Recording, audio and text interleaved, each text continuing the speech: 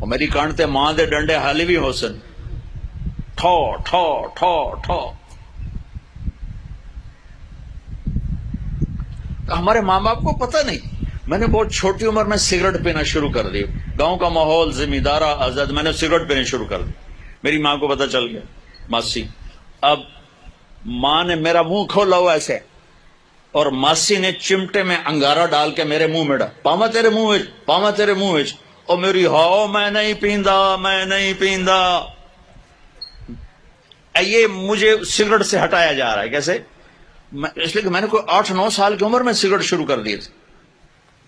تو ماں نے یوں میرے جبڑے کھولے ہوئے، اور ماسی نے چمٹے میں نا انگارہ، اور پاما پاما تیرے منہ، پاما تیرے، میں کہہ لیا بھائی آج میری خیر نہیں، او میں نہیں پیندا، او میں نہیں پیندا۔ باہر جا کے میں پھر پی رہا تھا۔ اچھا، اور میرے چھوٹے بھائی نے دیکھ لیا، اس کی عمر کیا ہوگی؟ 6 سال۔ میں کہہ لیا ابھی مارے گیا، اس ضرور جا دسنا ہے۔ میں کہا تار میں اور ہمیں میں کہا ایک تو بھی پی لا، میں نے ایک اس کو پلا دیا تاکہ میری شکایت نہ لگے، میری شکایت نہیں لگے، کیونکہ مار پٹائی آسان راستہ نا چپ کرانے کا، چپ کرانے کا، بند کرنے کا آسان کام ہے، 2-4 تھپڑ مارو چلو، بچہ رو دھو کے چپ ہو جائے گا۔ اللہ کے واسطے اپنے نبی کی زندگی پڑھو۔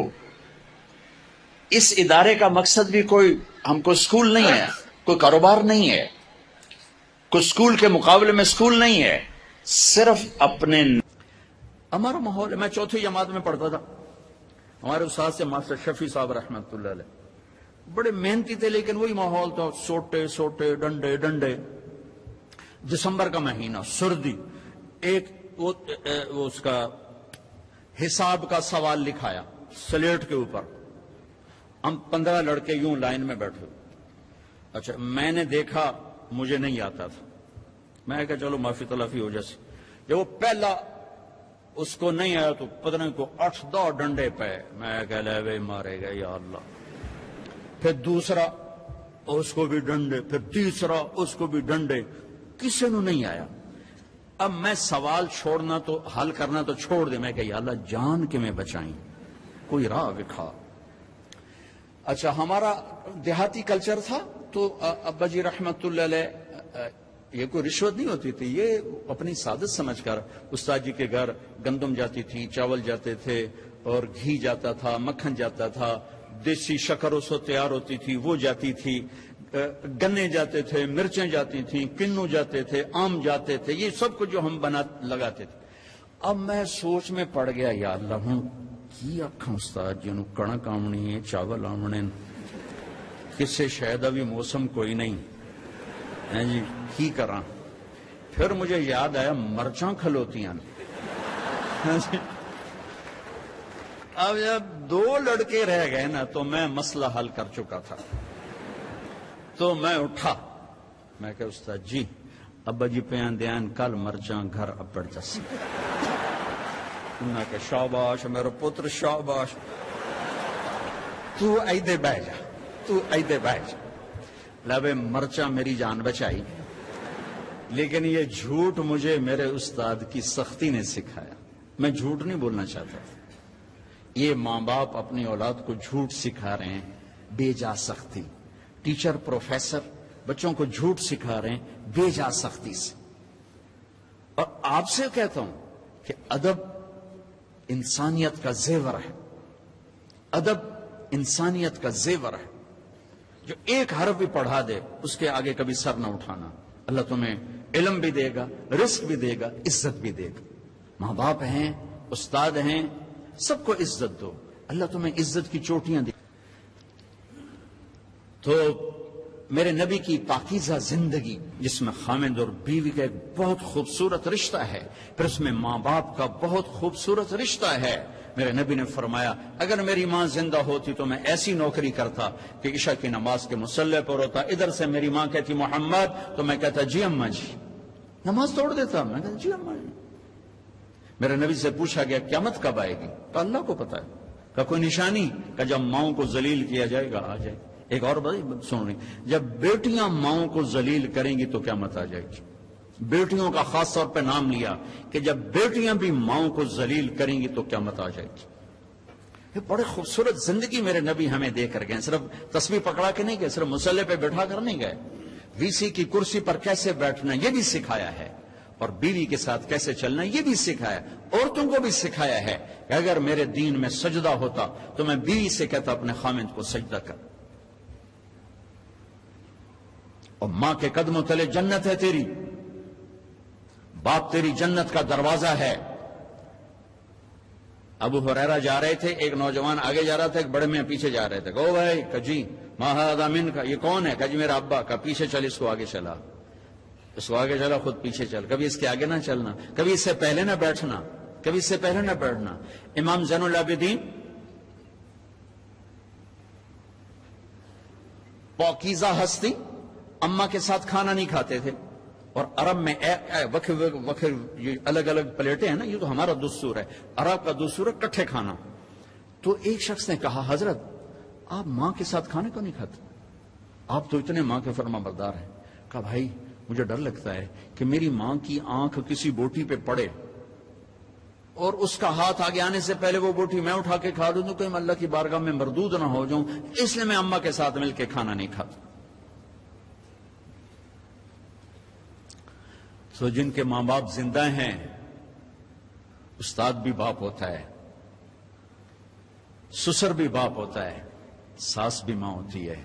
اپنے استادوں کو بھی باپ سمجھو, حقیقی باپ کو بھی باپ سمجھو. حضرت علی نے فرمایا جو مجھے ایک حرف قرآن کا نہیں, کوئی ایک حرف سکھا دے, قرآن نہیں کوئی, تو میں اس کا غلام ہوں جہاں چاہے بیچ دے. ادب کرو گے تو اللہ علم دے گا. ڈگری کے لیے نہ پڑھو, علم کے لیے پڑھو, اللہ تمہارے لیے رزق کا دروازہ بھی کھولے گا, علم کا دروازہ بھی کھولے گا. ٹیچروں سے کہتا ہوں طلبہ کو محبت سے لو, ٹانٹنگ نہ کریں, طنز نہ کریں, بے عزت نہ کریں. بے عزت کرنے سے ریئیکشن ہوتا ہے, عزت ختم ہو جاتی ہے. اگر چھوٹوں کی محبت لینی, انہیں عزت دینا شروع کریں, انہیں پیار دینا شروع کریں, وہ آپ کو عزت دیں گے. اگر آپ بڑے ہونے کا روب جتلا کر ان پر سختی کریں گے, ریئیکشن آئے گا, ریئیکشن آئے گا. ہمارا ماحول ہے شد, ماں باپ بھی سختی کرتے ہیں, ماں باپ بھی تربیت کے نام پر ڈنڈا اٹھائے پھرتے ہیں. اور کتنے بچوں کو بیمار کر دیا, تیرے نمبر کیوں تھوڑے ہیں, تیرے نمبر کیوں تھوڑے ہیں, تیرے اے کیوں تھوڑے ہیں, یہ پتہ نہیں ایک تو اے بی کی تھوا بڑھیا, تو ان کو پاگل کر دیا ہے. اب یہ واچ کرو, دیکھو ماتھے پر رزق لکھا ہوتا ہے, ڈگریوں پر رزق نہیں لکھا ہوتا. یہ اچھے انسان بنے, اچھے انسان بنے, معاشرے کا اچھا فرد بنے, پڑھانے کی محنت ضرور کرو, پاگل نہ بنو, پاگل نہ بنو, اپنی اولاد کو پاگل نہ کرو. میرا ایک بچہ ذہین تھا, دوسرا ذرا متوسط تھا, تو میری بیگم نے دونوں کا آپس میں مقابلہ کرا کرا کرا کرا چھوٹے کو بڑے کا دشمن بنا دیا. تو دیکھ تیرے اتنے تھوڑے نمبر آئے, یہ تیرا بھائی ہے, دیکھ اس کے کتنے اچھے نمبر آئے. وہ چھوٹے وہ بڑے کے گریبان پکڑنے لگا اور اتنا اس کے ساتھ وہ بدتمیز ہو گیا. میں کہا ویک اے تیرے مقابلے دا نتیجہ ہے. ایک کا قدرتی استعداد تھوڑی ہوتی ہے, کسی اور چیز میں زیادہ ہوتی ہے, ایک پڑھنے میں اچھا ہوتا ہے, ایک کسی اور چیز میں اچھا ہوتا ہے. یہ ایسا خوبصورت نظام ہے جس نے 6 بر اعظم کے انسانوں کو ایمان بھی پہنچایا ہے, کلمہ بھی پہنچایا ہے, اور لاکھوں غیر مسلموں کو ایمان میں آنے کا راستہ دکھایا ہے. میں آپ سب بچوں سے کہتا ہوں کسی سیاسی تحریک کا حصہ نہ بنو, کسی سیاسی پارٹی کا حصہ نہ بنو, کوئی نعرے بازی نہ کرو. جو بھی آئے گا اپنا جیب لے کر آئے گا, اپنا پیٹ لے کر آئے گا.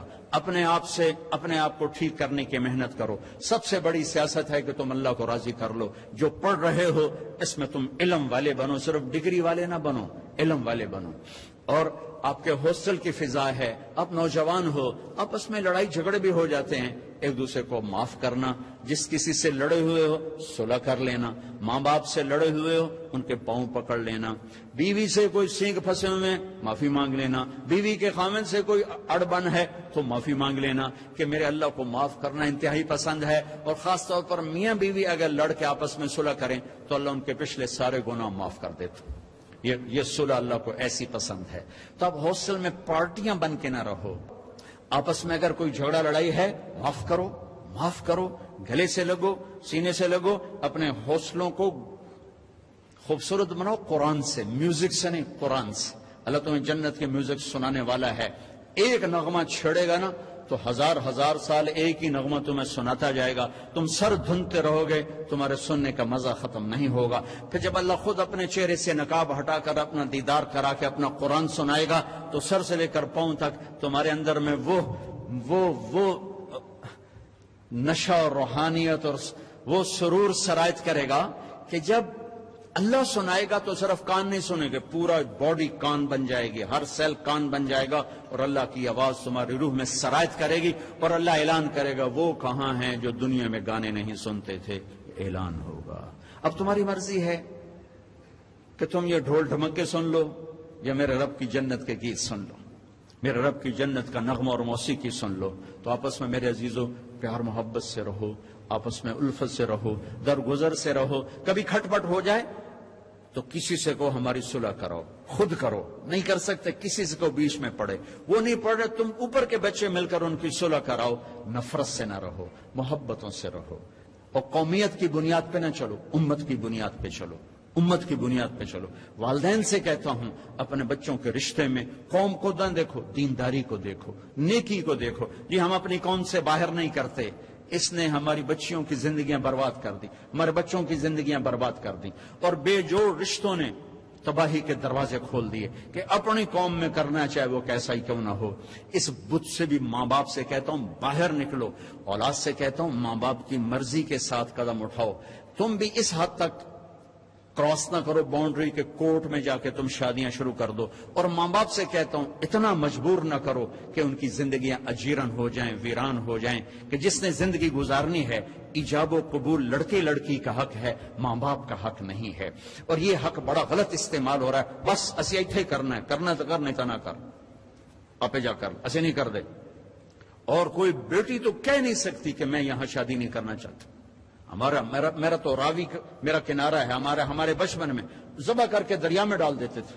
کتنی ہزاروں بچیاں راوی کی لہروں کا شکار ہو کے. اپنی قوم میں کرنا ہے, غیر نہیں کرنا, ایتھے کرنا ہے. ایتھے میں نہیں کر سکتی, چلو ورلڈ کپ دو. ساری زندگی خود زنا کریں تو کوئی غیرت کا جنازہ نہیں نکلا. بیٹی صرف اتنا کہہ دے میں یہاں نہیں کرنا چاہتا, ذبح کر دو.